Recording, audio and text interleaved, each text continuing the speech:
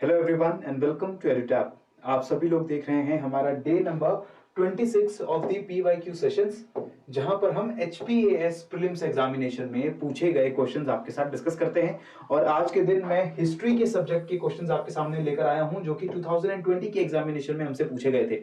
2020 exam was the recently conducted exam, जो सबसे latest exam अभी हमारे पास अवेलेबल है। और इस एग्जाम के अंदर पैटर्न को भी चेंज कर दिया गया है। किस तरीके से क्वेश्चंस पूछे जा रहे हैं एग्जाम में, वो थोड़ा सा पैटर्न में चेंज है। किस टाइप के क्वेश्चंस हैं उसमें थोड़ा चेंज है।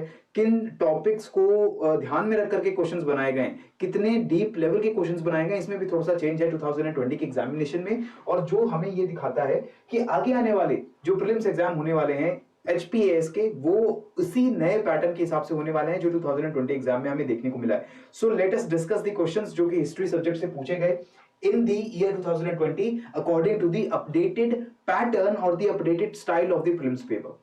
तो सबसे पहले दोस्तों क्वेश्चन नंबर 1 की हम लोग बात करते हैं। क्वेश्चन नंबर 1 आपके सामने है। 4 स्टेटमेंट्स दी गई हैं और हमें इन चारों स्टेटमेंट्स को पढ़ करके करेक्ट स्टेटमेंट हमारा चुनना है, right. So statement number 1 says in 1865 high courts were established at Calcutta, Madras and Bombay। Calcutta, Madras, Bombay, ये जो 3 प्राइम सिटीज थी ब्रिटिश इंडिया की। Calcutta the capital of Bengal province, Madras the capital of Madras province and Bombay the capital of Bombay province. तो ये तीनों cities में हमने high courts establish किए हैं इन the year 1865। Second statement says in 1791 Jonathan Duncan started a Sanskrit college eight Varanasi. Varanasi में एक संस्कृत कॉलेज की स्थापना हुई है जोनाथन डंकन के द्वारा। थर्ड स्टेटमेंट कह रहा है the first telegraph line from the Calcutta to Agra was laid down और was opened in 1854। And option the fourth statement says Pitts India act was passed in 1785।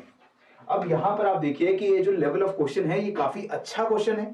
हमने जो 2016, 17, 18 और 19 के पेपर्स आपके साथ डिस्कस किए थे, वहां पे हमने देखा है कि हिस्ट्री के क्वेश्चंस जो हमसे पूछे गए हैं वो क्वेश्चंस का लेवल कोई बहुत ज्यादा अच्छा नहीं है। सिंगल लाइन के क्वेश्चंस हैं, यानी कि आपको एक क्वेश्चन की स्टेटमेंट दे दी गई और 4 ऑप्शंस दे दिए गए, उसमें से आपको एक करेक्ट ऑप्शन चूज करना है, राइट। और ज्यादातर जो क्वेश्चंस हमसे पूछे गए थे उन ईयर्स के अंदर, those questions were related to या तो किसी इंपॉर्टेंट इंडियन ऑर्गेनाइजेशन के ऊपर, जैसे कि इंडियन नेशनल कांग्रेस हो गया, या कोई रिफॉर्म ऑर्गेनाइजेशन है, सत्यशोधक समाज है, सर्वेंट्स ऑफ इंडिया सोसाइटी है, थियोसॉफिकल सोसाइटी है, ऐसी ऑर्गेनाइजेशंस के ऊपर क्वेश्चन थे, या इंपॉर्टेंट पर्सनालिटीज के ऊपर क्वेश्चन थे, या फिर ब्रिटिश पॉलिसीज के ऊपर स्ट्रेट फॉरवर्ड आपसे क्वेश्चन पूछे गए थे। लेकिन 2020 के पेपर में हमें पेपर को थोड़ा और डिफिकल्ट बनाने के लिए क्वेश्चन के साथ चारों स्टेटमेंट दे दी गई हैं। आपको हर एक स्टेटमेंट को रीड करना है और वो गलत है या सही है ये आपको आइडेंटिफाई करना है। So in essence for every question आप 4 क्वेश्चन सॉल्व कर रहे हैं पिछले पैटर्न के हिसाब से। जो क्वेश्चंस आपको, जो स्टेटमेंट्स आपको लास्ट एग्जाम्स में 16 टू 19 के जो एग्जामिनेशंस है वहां पर एक क्वेश्चन में ये स्टेटमेंट पूछ ली जाती कि 1865 में हाई कोर्ट्स कहां एस्टैब्लिश किए गए थे, राइट, या फिर कलकत्ता, मद्रास एंड बॉम्बे में किस ईयर के अंदर हाई कोर्ट्स एस्टैब्लिश किए गए थे।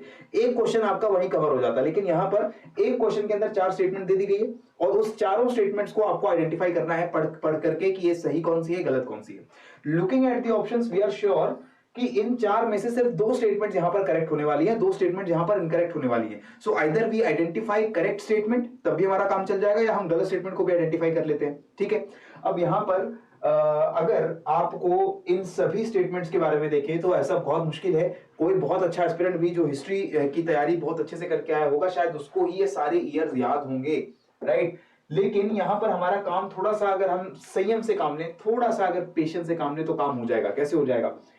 हाई कोर्ट्स एस्टैब्लिश किए गए थे कलकत्ता, मद्रास एंड बॉम्बे में 1865 में, ये बात बिल्कुल सही है, this is absolutely correct, right. Jonathan Duncan ने 1791 में संस्कृत कॉलेज एस्टैब्लिश किया था वाराणसी में, दिस इज आल्सो करेक्ट। पहली हमारी दोनों स्टेटमेंट्स करेक्ट हैं, करेक्ट आंसर है हमारा ऑप्शन ए 1 एंड 2। लेकिन अगर हमें ये इंफॉर्मेशन करेक्ट ना हो तब भी हम पिट्स इंडिया एक्ट के बारे में तो जरूर जानते हैं। पिट्स इंडिया एक्ट 1771 के जो रेगुलेटिंग एक्ट है उसके बाद आने वाले बहुत इंपॉर्टेंट एक्ट में से है, ठीक है। इसके बाद 1784 में पिट्स इंडिया एक्ट लाया गया, रेगुलेटिंग एक्ट लाया गया, क्योंकि हमें कुछ चीजों को और बदलना था ईस्ट इंडिया कंपनी के बारे में। सो वेरी फेमसली हम पिट्स इंडिया एक्ट को 1784 में लाया गया है ऐसा पढ़ते हैं। अगर आपको ये चीज याद नहीं है तो इसका मतलब प्रिपरेशन में कमी रह गई है। याद करिए, रेगुलेटिंग एक्ट हम पढ़ते हैं, उसके बाद पिट्स इंडिया एक्ट पढ़ते हैं, उसके बाद हम चार्टर एक्ट पढ़ते हैं जो कि 1784 के बाद आने स्टार्ट हो गए। 1833, 1813, 1803, उसके बाद 1823, उसके बाद 1858, अलग अलग टाइम पीरियड में हमारे ये एक्ट्स आते रहे, ठीक है। और ये एक्ट्स के ईयर पता होना बहुत जरूरी है, राइट। अगर आपको ये पता होता तो आप समझ जाते कि ये जो स्टेटमेंट दी हुई है 1785 ये गलत दिया हुआ है, देयरफॉर हम बी ऑप्शन को यहीं पर एलिमिनेट कर सकते थे, राइट, कि हमारा फोर्थ आंसर तो बिल्कुल नहीं हो सकता है। Then first telegraph line from Calcutta to Agra 1854 में नहीं 1853 में एस्टैब्लिश कर दी गई थी। कंफ्यूज करने के लिए 1854 लिखा हुआ है। ध्यान रखना है हमें, इंडिया में जो पहला रेलवे चली है और इंडिया की जो पहली टेलीग्राफ लाइन चली है 1853 में ये दोनों काम हो रहे हैं। Therefore third statement is also wrong और हम अपने करेक्ट आंसर तक पहुंच जाते हैं, that is option A 1 and 2, right. So अगर आपको इन चारों स्टेटमेंट्स में से ये दो स्टेटमेंट के बारे में भी इंफॉर्मेशन होती तो आप करेक्ट आंसर तक पहुंच सकते थे। अगर आपको सिर्फ थर्ड स्टेटमेंट के बारे में पता होता कि इंडिया की पहली telegraph line from Calcutta to Agra वो 1854 में 53 में आई है, तो ऑलरेडी आप ऑप्शन बी सी डी को एलिमिनेट करके सीधा ऑप्शन ए तक पहुंच सकते थे, राइट। तो ये मैंने इतनी कहानी आपको क्यों बताई, मैंने आपको इसलिए बताई फ्रेंड्स कि आपको ये पता चले कि ये चारों स्टेटमेंट पढ़ करके हर स्टेटमेंट के बारे में पता होना जरूरी नहीं है।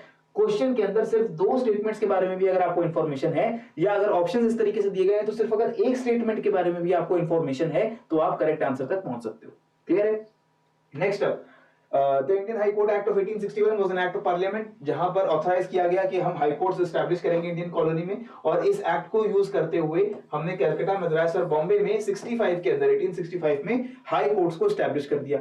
जॉनथन डंकन जी ने एक संस्कृत कॉलेज स्टार्ट किया था वाराणसी में to study Hindu law and philosophy in the year of 1791, ये भी बिल्कुल सही बात है। 53 में हमारा पहला टेलीग्राफ लाइन स्टार्ट हो गया था कलकत्ता एंड आगरा में during the tenure of Lord Dalhousie. India का पहला जो रेलवे है वो भी इसी लॉर्ड डलहौजी के ही टेन्योर में चलना शुरू हुआ, ठीक है।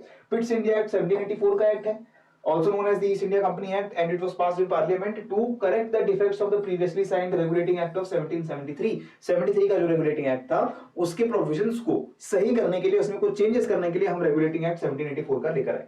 क्लियर है? नेक्स्ट अब क्वेश्चन नंबर 2 देखते हैं। क्वेश्चन नंबर 2, यहां पर हमें मैच द लिस्ट दिया गया है। 2020 के पैटर्न में अराउंड 10 क्वेश्चंस हमें ऐसे देखने को मिले जो कि मैच करना था हमें लिस्ट 1 विद लिस्ट 2, ठीक है। और ये क्वेश्चंस काफी इंटरेस्टिंग होते हैं सॉल्व करने के लिए, काफी इनमें मजा आता है। अगर आपको चारों में से दो ऑप्शंस के बारे में भी पता हो तो आप करेक्ट आंसर तक यहां पर पहुंच सकते हैं। आइए देखते हैं कैसे। Delhi Durbar, second Anglo Afghan war, Kuka movement started and Queen Victoria was declared कैसरे हिंद। इवेंट्स हमें 4 दिए गए हैं और ये चारों इवेंट्स किस साल में हुए हैं? 72, 76, 78, 77। Now this is a very difficult question. क्यों डिफिकल्ट क्वेश्चन है ये? ईयर्स का गैप अगर हम देखें तो 72, 76, 78, 77 बहुत ही ज्यादा क्लोज गैप दिया है कमीशन ने यहाँ पे, है ना।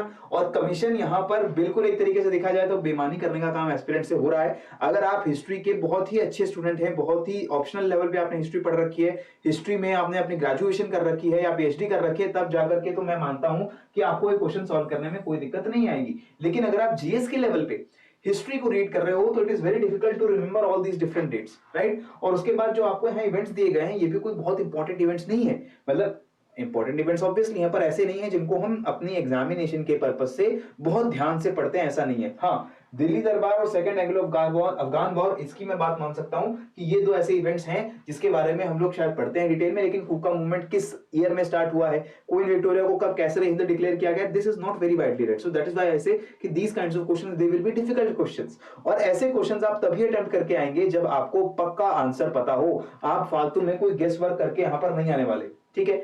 लेकिन अगर हम ऑप्शंस को एक बार देखें, ऑप्शंस में मुझे क्या देखने को मिल रहा है कि ज्यादातर ऑप्शन सी को मैच किया गया है with number 1, that is Kuka movement. It has started in 1872, right. अब कुका मूवमेंट को अगर मैं 1872 में स्टार्टेड मान लूं और इसका मतलब मैंने यहां पर अपना ऑप्शन डी जो है वो एलिमिनेट कर दिया है। सो इन टेक्निक्स को लगा करके शायद मैं कुछ ऑप्शंस को नैरो डाउन तो जरूर कर सकता हूं, लेकिन स्टिल ये टेक्निक्स और ये तभी हमारी मदद करेंगे जब हमने थोड़ी सी तैयारी ऐसी कर रखी हो कि इन चारों में से एटलीस्ट एक या दो ऑप्शंस के बारे में या एक या दो आइटम्स के बारे में हमें पूरी इंफॉर्मेशन रहेगी, ठीक है। करेक्ट आंसर की मैं बात करूं तो यहां पर है हमारा option number B, A4, B3, C1, D2। Right. और ये पूरी क्रोनोलॉजी मैंने आपको यहाँ पर भी लिख के दिखा दी है। 77 में हमारा दिल्ली दरबार लगता है, सेकंड एंग्लो अफगान वॉर 78 में है, कुका मूवमेंट 72 में स्टार्ट होती है, और क्वीन विक्टोरिया को 76 के अंदर हम कैसरे हिंद डिक्लेयर कर देते हैं, एम्प्रेस ऑफ इंडिया डिक्लेयर कर देते हैं। और इसी के बाद सब इसी ही जो हमारा 1876 का कैसरे हिंद का डिक्लेरेशन हुआ, इसी के बाद जो है दिल्ली दरबार हमारा नेक्स्ट ईयर लगने वाला है, जहां पर क्वीन आने वाली है इंडिया के अंदर। क्लियर हो चुका है? ठीक है। सो इस क्वेश्चन का करेक्ट आंसर हमें मिल गया option number B. It was a very difficult question. Question number 3 देखते हैं। क्वेश्चन नंबर 3 ये एक और नई टाइप का क्वेश्चन हमें एचपीएस ट्री में देखने को मिला है। हमने जो तीनों क्वेश्चंस देखे, तीनों अलग अलग पैटर्न के हैं। पहला क्वेश्चन क्या था, जिसमें हमें 4 स्टेटमेंट्स दिए गए, we have to identify 2 correct statements. दूसरे क्वेश्चन में हमें 2 लिस्ट्स दी गई, उसको हमें करेक्टली मैच करना था। और तीसरा क्वेश्चन में 2 स्टेटमेंट्स दी गई हैं और हमें बताना है कि ये दोनों स्टेटमेंट्स में से कौन सी करेक्ट है, कौन सी इनकरेक्ट है, या दोनों करेक्ट है या दोनों इनकरेक्ट है। ठीक है, यही हमें 4 ऑप्शंस दे रखे हैं। Statement 1 says there was a provision in the Charter Act of 1833 to abolish slavery. Slavery abolish करने का एक प्रोविजन जो है चार्टर एक्ट में डाला गया है 1833 के। Okay. Statement 2 in 1855 the British merged the रियासत of Awadh with their kingdom accusing them of misrule. Lord Dalhousie ने कहा कि अवध का जो किंगडम चल रहा है वहां पर बहुत मिसरूल हो रहा है, करप्शन फैला हुआ है, मिसगवर्नेंस हो रही है, एंड देयरफॉर इस पूरे प्रिंसली किंगडम ऑफ अवध को हम लोग एनेक्स कर लेंगे, हम लोग अपने कब्जे में ले लेंगे और इसको नॉर्दर्न प्रोविंसेस या यूनाइटेड प्रोविंसेस जो ब्रिटिश की हैं उसमें मर्ज कर देंगे। और ये काम उन्होंने किया है 1855 में, ऐसा बोला जा रहा है स्टेटमेंट नंबर 2 में। Now out of these 2 statements the second statement is wrong because 1855 में ब्रिटिश ने मर्ज नहीं किया है, एक्विजिशन नहीं किया है रियासत अवध का, ये एक्विजिशन पहले किया जा चुका था। और करेक्ट आंसर आपका होने वाला है यहां पर ऑप्शन बी, क्योंकि स्टेटमेंट 1 में आपका लिखा हुआ है provision was there to abolish slavery, लेकिन प्रोविजन स्लेवरी एबॉलिश करने का नहीं था 1833 के एक्ट में। क्योंकि अगर मैं आपको बताऊं 1833 का जो प्रोविजंस लाए गए, इसमें सारे प्रोविजंस मैंने यहां पर आपके लिस्ट कर दिए हैं। एक प्रोविजन जो ये थी वो ये थी मिटिगेशन ऑफ स्लेवरी। हम स्लेवरी को रोकने की कोशिश करेंगे, लेकिन एबोलिशन करने का कोई प्रोविजन इसमें नहीं डाला गया था। क्यों नहीं डाला गया था? Because the British parliament abolished slavery in Britain and all it's possessions in 1833 through a different act. एक दूसरे एक्ट के थ्रू पार्लियामेंट ने, जो ब्रिटिश का ब्रिटेन पार्लियामेंट था, उसने एक अलग एक्ट बनाया और उन्होंने बोला कि ब्रिटेन जिन भी इलाकों पर राज करता है, जिन भी इलाकों में क्वीन का या क्राउन का रूल है, वहां पर हम स्लेवरी अबॉलिश कर देंगे। और उसके थ्रू इंडिया में भी स्लेवरी अबॉलिश हो गई। लेकिन 1833 के एक्ट के अंदर कोई स्पेसिफिक प्रोविजन जो है अबॉलिशमेंट का नहीं था। There was the provision for mitigation of slavery, right. Next जो अवध का एनेक्सेशन की अगर हम बात करें तो ये 1856 में एनेक्सेशन हुआ है। ठीक है, an action that greatly angered the Indians and which has been cited as a cause for Indian mutiny of 57-58, the largest Indian rebellion. So ये 56 में annexation हुआ है अवध का, not before 1855. I'm sorry, यहाँ पर 56 में, यानी कि जो टाइम पीरियड हमें 1855 का दिया गया वो गलत है। 56 के अंदर आकर के डलहौजी ने एनेक्स कर लिया है the kingdom of Awadh, right? So that is why both the statements in this question they were wrong, right? आगे देखते हैं क्वेश्चन नंबर 4। अगेन 4 स्टेटमेंट्स दी गई हैं, हमें करेक्ट स्टेटमेंट आइडेंटिफाई करनी है। यहाँ पर statement 1 says Hyder Ali established a modern arsenal in Dindigul in 1757 AD. Option 2 Hyder Ali died in 1783 AD. Option number 3 Tipu Sultan planted a tree of liberty at Srirangapatnam and Tipu Sultan was a member of Jacobin Club. Now this question is not that difficult. ये थोड़ा easy question है। क्यों easy question है? यहाँ पर पहली 2 statements में आपको टाइमलाइन दी गई है 1757, 1783, और दूसरी 2 स्टेटमेंट्स बहुत ही पॉपुलरली नोन स्टेटमेंट हैं। जब भी हम टीपू सुल्तान और हैदर अली के बारे में पढ़ते हैं, हम जितने भी उन्होंने वॉर्स लड़े हैं ब्रिटिशर्स के साथ और फ्रेंच के साथ मिलकर के, उन सभी वॉर्स के बारे में जो भी इंफॉर्मेशन हम पढ़ते हैं उसमें ट्रीटीज का नाम पढ़ते हैं, हम लोग लोकेशंस का नाम पढ़ते हैं, और वहां पर हम देखते हैं कि ट्री ऑफ लिबर्टी प्लांट किया था श्रीरंगपट्टनम में टीपू सुल्तान ने, being inspired by the French revolution. French revolution में जो लिबर्टी का आइडिया था उससे इंस्पायर होके उन्होंने ट्री ऑफ लिबर्टी श्रीरंगपट्टनम में जो है प्लांट किया। And he was also the member of Jacobin club which was a French club, and we know that Tipu Sultan, he was very heavily impressed by the French and their technology and their lifestyle, and that is why both third and fourth statement they are absolutely correct, and correct answer is option A, right? Tipu Sultan ने श्रीरंगपट्टनम में tree of liberty plan किया था, बिल्कुल सही। Jacobin club के वो member भी थे। अगर हम पहली 2 स्टेटमेंट को देखें तो यहाँ पे गड़बड़ क्या है? हैदर अली ने मॉडर्न आर्सेनल दिंडीगुल में जरूर एस्टैब्लिश किया है, but it was not in 1757 but in 1755, right? And he also died in 1782, right, he died in 1782 not in 1783। तो देख रहे हो कितना माइन्यूट सा डिफरेंस करके 55 को 57 बना दिया, 82 को 83 बना दिया, हमारी पहली दो स्टेटमेंट गलत कर दी। इस एरर को स्पॉट करना इज वेरी डिफिकल्ट, बट अगर आपको थर्ड और फोर्थ स्टेटमेंट पता होती तो आप ऑटोमेटिकली अपने आंसर तक पहुंच जाते। That is option number A, right? So Hyder Ali, he died in 1782 and he established a modern arsenal in 1755 in Dindigul. Tipu Sultan, who was son of Hyder Ali, also known as the Tiger of Mysore, and he came up with his own various innovations, various benevolence in their administration, और इसकी वजह से टीपू सुल्तान अभी तक famous हैं। उन्होंने काफी टक्कर भी दी ब्रिटिश फोर्सेस को फ्रेंच के साथ मिलकर के, और उन्होंने जैकोबिन क्लब की जो है मेंबरशिप ली। इसके अलावा ट्री ऑफ लिबर्टी को प्लांट किया है श्रीरंगपट्टनम। क्लियर? नेक्स्ट क्वेश्चन देखते हैं, question number 5। The Indian universities act was passed in which year? Very famous act, Indian universities के एडमिनिस्ट्रेशन को रेगुलेट करने की तरफ के लिए ब्रिटिशर्स इस एक्ट को लेकर आए थे, और 1904 में ये एक्ट पास किया गया था on the recommendations of Indian universities commission, right? So in March 1904 recommendations जो दी गई थी इंडियन यूनिवर्सिटीज कमीशन की तरफ से, उसके बेसिस पे कुछ इंपॉर्टेंट चेंजेस किए गए, जैसे कि यूनिवर्सिटीज को एम्पावर किया गया कि वो अपना खुद का स्टाफ अपॉइंट कर सकते हैं। The number of fellows of a university was limited within 50 to 100, and their tenure of office was also reduced to 5 years. The government was empowered to modify the rules framed by the Senate of the university. तो एक तरीके से Indian universities के ऊपर अपना control बढ़ाने के लिए ब्रिटिशर्स ने ये इंडियन यूनिवर्सिटीज एक्ट 1904 का पास भी किया, और इसका एक कारण ये भी था कि बंगाल का पार्टीशन हो रहा था इस टाइम पे, and that is why it was necessary कि इंडियन यूनिवर्सिटीज के अंदर जो स्टूडेंट्स पढ़ रहे हैं उन स्टूडेंट्स की नेशनलिस्ट एक्टिविटीज को रोकने का काम ब्रिटिशर्स कर सके और वो यूनिवर्सिटीज पे ज्यादा अपना कंट्रोल कर सके, इसलिए ये एक्ट हमने 1904 में पास किया। क्लियर? आगे देखते हैं, question number 6। Again two statements given and we have to identify the correct statement. Already answer यहां पर आपको दिख गया है। Mahatma Gandhi gave slogan of do or die during the quit India movement, करो या मरो। 1942 के क्विट इंडिया मूवमेंट में दिया था, very simple. And Subhash Chandra Bose established his forward block party in 1939. Both the statements are absolutely correct. अगर हम देखें क्विट इंडिया मूवमेंट 42 में स्टार्ट हुआ है 8 अगस्त ऑफ 42, एंड गांधी जी ने इसमें डू और डाई का जो है नारा भी दिया। उन्होंने कहा कि हम पैसिव रेजिस्टेंस करेंगे और इसके साथ हम करो या मरो, यानी कि लास्ट हमारा स्ट्रगल होने वाला है, जब तक इंडिपेंडेंस नहीं मिलती हम इस स्ट्रगल को कंटिन्यू रखेंगे। एंड सुभाष चंद्र बोस, उन्होंने अपना forward block, all India forward block नाम की पार्टी को इस्टेब्लिश किया है 1939 में, बिकॉज कांग्रेस के कुछ लीडर्स के साथ या कांग्रेस की कुछ आइडियोलॉजीज के साथ there was some clash, and due to these political differences he resigned from Congress and he made his own party, that is All India Forward Bloc. Clear? Now friends, the last question of the day, that is question number 7. Again two statements given. In 1942 S.N. Tagore established Indian Revolutionary Communist Party. एक important organisation और एक important personality के ऊपर आपका question आ गया। Statement 2, doctor B R Ambedkar moved the objective resolution in constituent assembly on 13 December 1946। Objective resolution उसको B R Ambedkar ji ने मूव किया था दिसंबर 1946 में इन दी constituent assembly.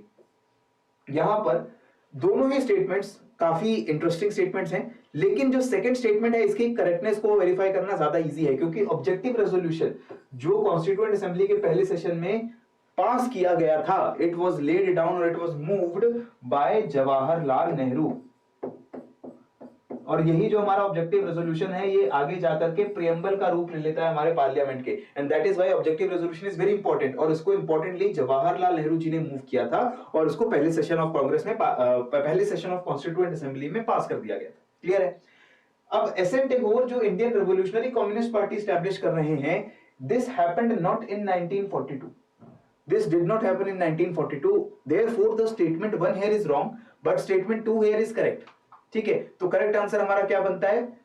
Sorry, statement 2 is also wrong, क्योंकि यहां पर जवाहरलाल नेहरू जी इसको मूव कर रहे हैं, तो हमारा करेक्ट आंसर बनता है option B, both the statements are incorrect, right? So जो हमारे सौम्येंद्र नाथ टैगोर हैं, इन्होंने 1934 में, नॉट 42, 1934 उन्होंने कम्युनिस्ट लीग की फॉर्मेशन की है, ठीक है, and he broke away from communist party of India, communist party of India की फॉर्मेशन इस अब से काफी 1934 से काफी पहले 1920s में हो चुकी है। पहले ताशकंद में हुई, उसके बाद कलकत्ता में आकर हुई। तो ये जो हमारा कम्युनिस्ट पार्टी है उससे ब्रेकअवे होकर के स्वामीनाथन टैगोर ने revolutionary communist party of India को बनाने का काम किया है, जो थोड़ा ज्यादा वायलेंट तरीके से अपनी बातों को रखने का काम करती थी। बाद में इन्होंने पार्लियामेंट्री पॉलिटिक्स ज्वाइन कर ली, केरला, वेस्ट बंगाल और असम के रीजन में काफी एक्टिव भी रहे थे इंडिपेंडेंस के बाद। नेक्स्ट जवाहरलाल नेहरू, उन्होंने ऑब्जेक्टिव रेजोल्यूशन मूव किया था in constituent assembly in December 1946 and it was passed, और आगे जाकर के ये हमारे प्रियम्बल के रूप में प्रियम्बल जो है हमारे कॉन्स्टिट्यूशन का, उसको भी शेप देने में काफी ज्यादा इंपॉर्टेंट रोल अदा करता है। क्लियर है?